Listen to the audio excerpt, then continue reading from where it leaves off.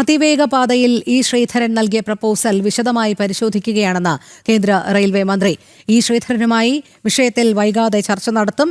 E Sreedharan നൽകിയതും സംസ്ഥാന സർക്കാർ നൽകിയതുമായ പദ്ധതികളിൽ ഏതാണ് മികച്ചതെന്ന് കണ്ടെത്തുമെന്നും കേന്ദ്ര റെയിൽവേ മന്ത്രി അശ്വിനി വൈഷ്ണവ് രാജ്യസഭയിൽ പറഞ്ഞു. എസ് നന്ദഗോപൻ ചേരുന്നു കൂടുതൽ വിവരങ്ങളുമായി. നന്ദൻ, അതിവേഗ റെയിൽ പാതയിൽ വളരെ നിർണായകമായ ഒരു ചുവടുവയ്പിലേക്കാണോ കേന്ദ്രം കടന്നിരിക്കുന്നത്?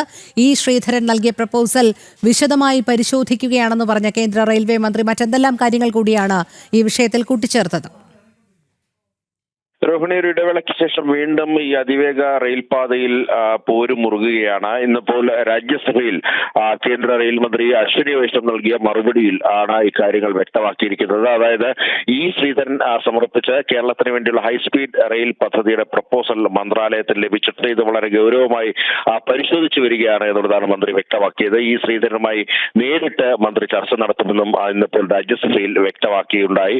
ഇ ശ്രീധരൻ നൽകിയ പുതിയ പദ്ധതിയും അതേപോലെ തന്നെ സംസ്ഥാന സർക്കാർ നൽകിയ കേരയിൽ പദ്ധതിയും മന്ത്രാലയത്തിന് മുന്നിലുണ്ട്. ഇത് സാങ്കേതികമായി ഏറ്റവും മികച്ചതും അതേപോലെ തന്നെ സാമ്പത്തികമായി പ്രായോഗികമായ പദ്ധതി ഏതാണ് എന്ന് കണ്ടെത്തുകയാണ് കേന്ദ്രത്തിന്റെ ലക്ഷ്യം. അതിൽ ഏറ്റവും മികച്ച പ്രപ്പോസലുമായി കേന്ദ്ര സർക്കാർ മുന്നോട്ട് പോകുമെന്നാണ് ഇന്നിപ്പോൾ രാജ്യസഭയിൽ ചോദ്യോത്തരവേളയിൽ മന്ത്രി വ്യക്തമാക്കിയിരിക്കുന്നത്.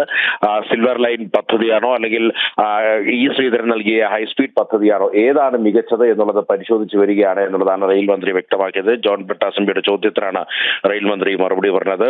വീണ്ടും ഒരു ഇടവേളയ്ക്ക് ശേഷം ഇപ്പോൾ ഈ കേരയിലും അതേപോലെ തന്നെ ഹൈസ്പീഡുമായി ബന്ധപ്പെട്ട വിഷയങ്ങൾ ഈ നിയമസഭാ തെരഞ്ഞെടുപ്പ് കാലയളവിൽ വീണ്ടും പാർലമെന്റിൽ ചർച്ചയായിരിക്കുകയാണ്. രോഹിണി, ശരി, എസ് നന്ദഗോപനാണ് വിവരങ്ങൾ നൽകിയത്.